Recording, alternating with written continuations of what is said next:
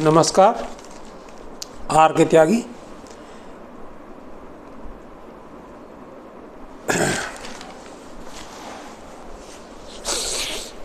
Ghaziabad NCR Delhi. ओम सच्ची Janvani channel पर आपका स्वागत है। चैनल को सब्सक्राइब अवश्य करें। सब्सक्राइब करने से हमारी बड़ी मदद होती है, चैनल का विस्तार होता है, दूर तक प्रचार प्रसार होता है और आपका इसमें महज 1-2 सेकंड लगता है। अतः चैनल को सब्सक्राइब अवश्य करें, वीडियो को शेयर करें ताकि सभी रिटायरी साथियों तक जाए। All sector of society and all sections of political parties and government तक जाए और रिटायरी साथियों तक दूर तक जाएगा तो उन्हें मोटिवेट और मोबिलाइज भी करेगा। अवर इशूज़, अवर न्यूज़, अवर व्यूज़ जाएंगी, उनका प्रचार प्रसार होगा। मैं आपको अपना मोबाइल नंबर भी शेयर कर रहा हूँ। कोई भी सहयोग का आदान प्रदान आप कर सकते हैं, हमें भी सहयोग कर सकते हैं और आप हमसे सहयोग ले भी सकते हैं। डिस्क्रिप्शन सेक्शन में मेरी डिटेल्स भी पड़ी हैं, वो वहाँ से आप देख सकते हैं। आइए वीडियो शुरू करते हैं। वीडियो में कई अपडेट होती है मेरे वीडियो में, तो पूरी अपडेट जानने के लिए अलग अलग वीडियो की जो है पूरा वीडियो अवश्य देखें। सर्वप्रथम मैं आपको बता दूं कि सिंघला जी का जो केस है, pension updation on RBI line पर और रीज्वाइनिंग हुई थी, उसमें 35(1) अपेंडिक्स 1 के आधार पर, उन्हीं 2 आधार पर वो लड़ा जा रहा है। और वो पिछले 2 महीने से डेट की अब आई जब आई और मार्च में फुल डे अलॉटमेंट की बात थी, वो सब होकर के अब अप्रैल के फर्स्ट वीक में ये लिस्टेड होने की उम्मीद है और 1 तारीख में इसका पता लगेगा और शायद 3 अप्रैल को ये लिस्ट हो सकता है, ऐसा जानकारी लगी है। जो डीलिंग और ऑफिसर्स हैं और जो ऑथेंटिक पर्सन्स हैं उनसे मेरा संपर्क हुआ है, उन्होंने मुझे बताया है। तो ये डेट अलॉट होने पर ये होगा। आज इसी विषय में मैंने कांटेक्ट किया था, जो मुझे पता लगा मैं आपको शेयर कर रहा हूँ। कारण देश के कोने कोने से, कहीं गुवाहाटी से, कहीं हैदराबाद से, कहीं चेन्नई से, कहीं कलकत्ता से, कहीं जम्मू से, मुंबई से और दूसरे तमाम इंडिया के जगह से मेरे पास फ़ोन आते रहते हैं और लोग पूछते रहते हैं, तो इसलिए मुझे जानकारी ली मैंने, इसलिए आपको ये मैं शेयर कर दिया। और एक्सग्रेशिया एरियर का भुगतान कैनरा बैंक में सर्वप्रथम हुआ, परसों हो गया था, ये सूचना मिली थी और PNB में आज हो गया है, शायद या कल हो जाएगा, जो उन्होंने बताया है। आज बैंक्स में, अन्य बैंक्स में भी हो रहा है और सेंट्रल बैंक ऑफ इंडिया ने सर्कुलर जारी कर दिया है और 31/3/2024 को पेंशन के साथ एक्सग्रेशिया के एरियर का भुगतान कर देंगे। SBI में भी 31/3/2024 तक भुगतान कर दिया जाएगा। 10,000 प्लस केसेज ऐसे हैं जिनका HRMS में, SBI में डाटा इनकरेक्ट है, तो वो रिवाइज्ड पेंशन भी नहीं दी जा सकी उन्हें और लिस्ट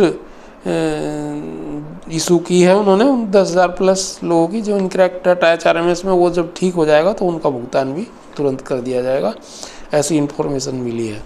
साथियों, कई रिटायरी मित्रों, मैंने भी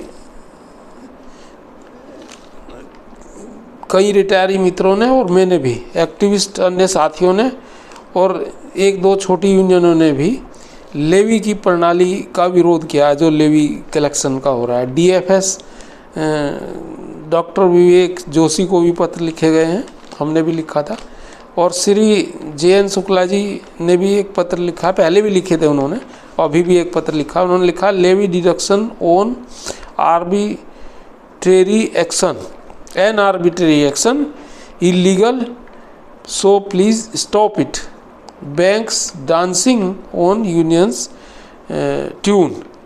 उन्होंने बताया है कि यह बिना किसी ऑथोरिटी लेटर के हो रहा है, मतलब एम्प्लॉइज से ऑथोरिटी लेटर नहीं लिया गया और वो अपने यूनिलेटरल उसे काट रहे हैं, जो गलत है।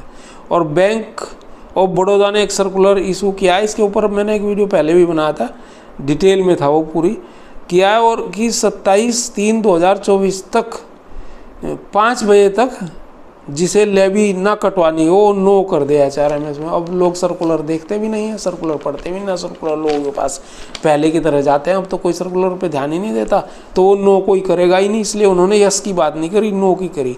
उन्होंने कहा 5 बजे तक 27 तारीख को सिस्टम में नो कर दे, और लोगों को सर्कुलर जानकारी भी नहीं होगी और ना कोई आएगा और 5 बजे तक, और ना इसे करेगा, इसलिए यस मांगा जाना चाहिए था। नो क्यों, यस मांगते, जिसे तो कटवानी होती वो यस कर देता, नहीं तो नहीं।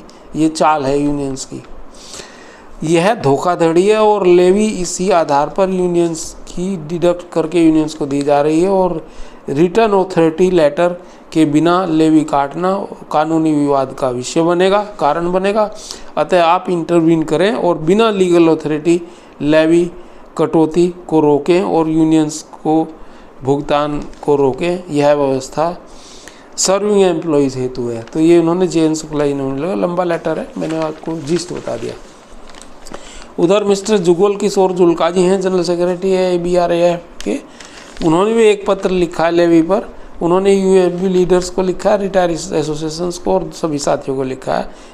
उन्होंने रिटायरीज के लिए है ये, और उन्होंने लिखा है AICBRF कैनरा बैंक वाले का जो उन्होंने लेटर इशू किया था, affiliated to AIBRF of Shri SC Jain ने 5% लेवी मांगी है रिटायरीज से। पुअर रिटायरीज हैं, दीनहीन रिटायरीज हैं, यह 5% लेवी मांगना अनौचित्यपूर्ण है, इलीगल है और गलत है।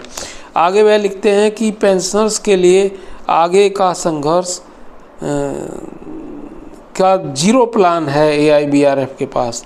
और फिर लेवी किस बात की ले रहे हैं, आप पेंशनर्स के लिए कोई संघर्ष नहीं कर रहे, आगे भी कोई प्लान नहीं है।